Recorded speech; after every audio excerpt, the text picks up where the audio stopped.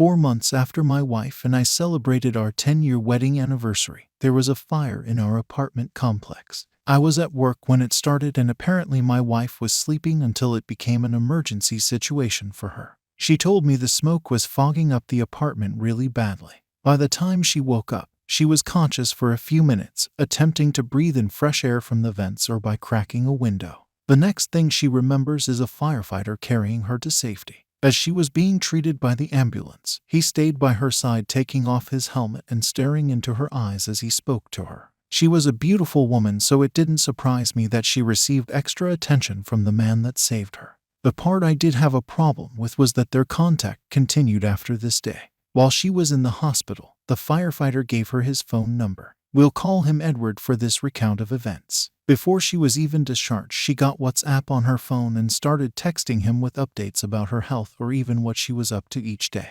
By reading the messages, you could tell he was smitten. She never mentioned being married, and I'm disappointed to say that it was only a matter of days before she started referring to him as her savior, expressing that she trusted him to protect her and sending him nudes while I was at work. She invited him over to where we were staying while the apartment building was repaired. We were staying with a traditional Catholic couple that would not support her affair, so she took care to plan his visits when no one would be home for hours. My wife didn't return to work after the fire because she had trouble breathing for a while after the accident. It was the perfect storm to end my marriage. I know my wife only developed feelings for Edward because he saved her from that fire. It was a near-death experience, and people can change after those. On the day she was caught, I returned from work to find a shocking scene unfolding. The Catholic couple had just returned home from work to discover my wife and Edward making love on their living room couch. Talk about embarrassing and traumatizing for everyone involved. I started to shake as I approached all 4 of them arguing on the front lawn. The Catholic wife was yelling at Edward within inches from his face, asking if he had any morals at all or if he had any idea what was going on.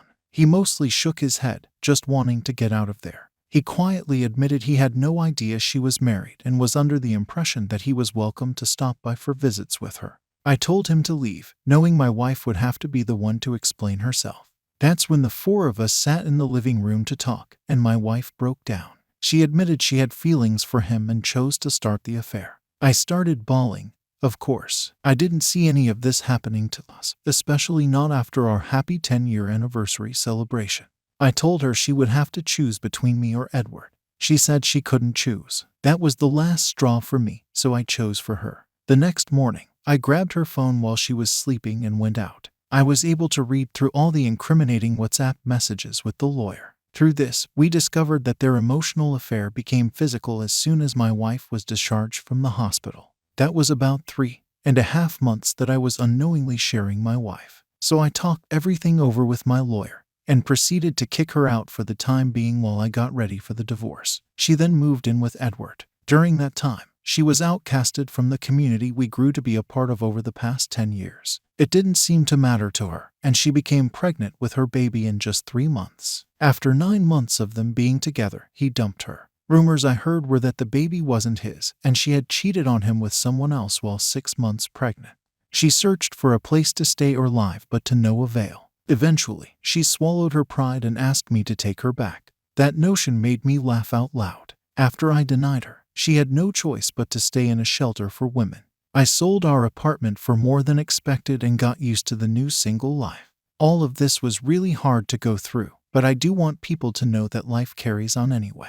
I think the biggest lesson for me in all of this is to never take anything for granted, but also to never expect or demand anything. I go through life longing for nothing but greatly receiving what's given to me. Sometimes my ex still reaches out to me, and I'll respond to her, but it's mostly out of pity. She updates me on her situation periodically, and each time it seems like our qualities of life get farther and farther apart. I know she'll never reach the level of maturity I've had to reach after handling the emotional pain she dealt me. Wow, OP, that was quite a twisted and emotionally draining experience. I am sorry you lost someone you loved to an unexpected situation, an intruder in life experiences like this. It's as if our character and what we're made of are tested. She showed you that 10 years of faithful marriage didn't mean as much to her as he did.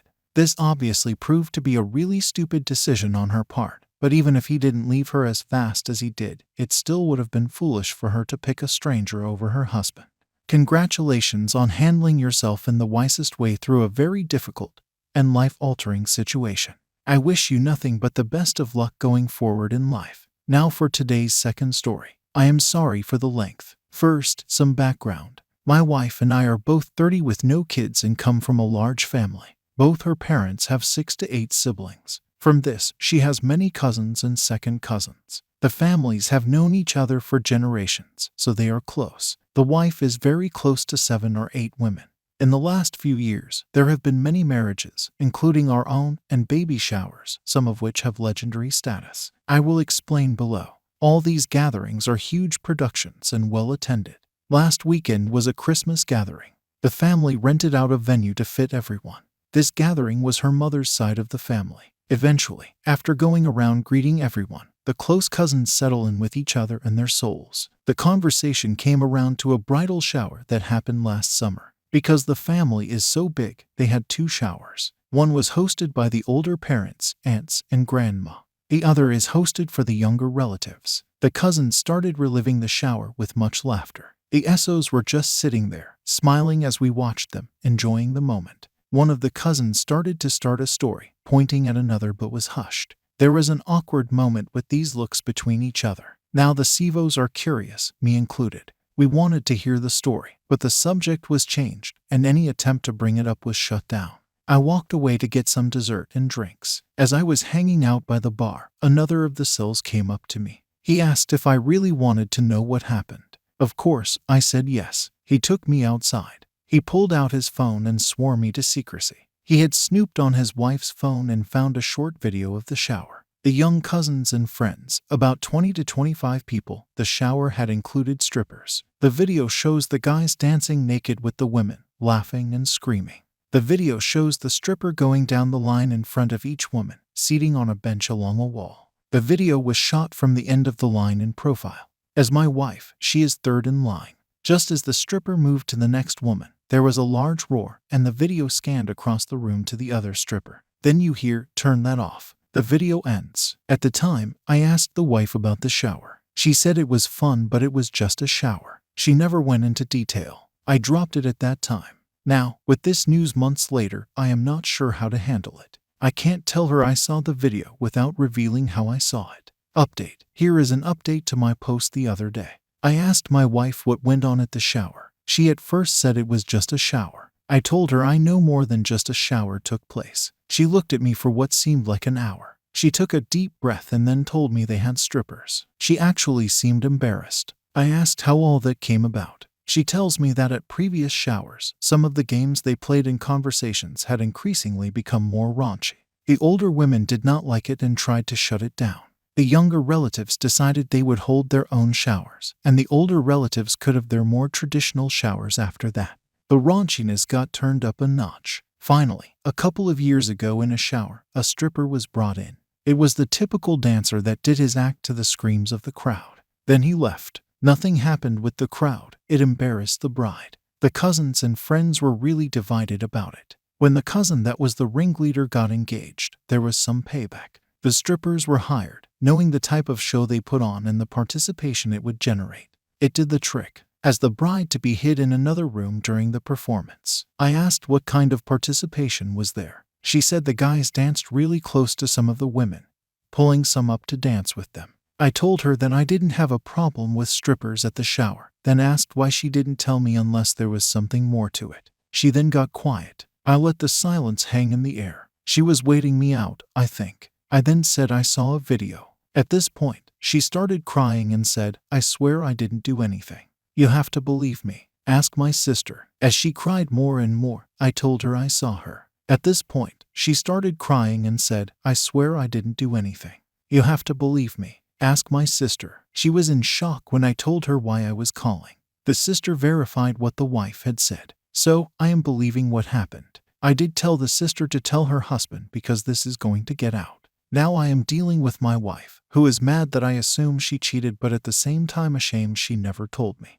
We have some work to do. OP, her silence speaks volumes here. She was actively hiding what happened because she knew it was wrong.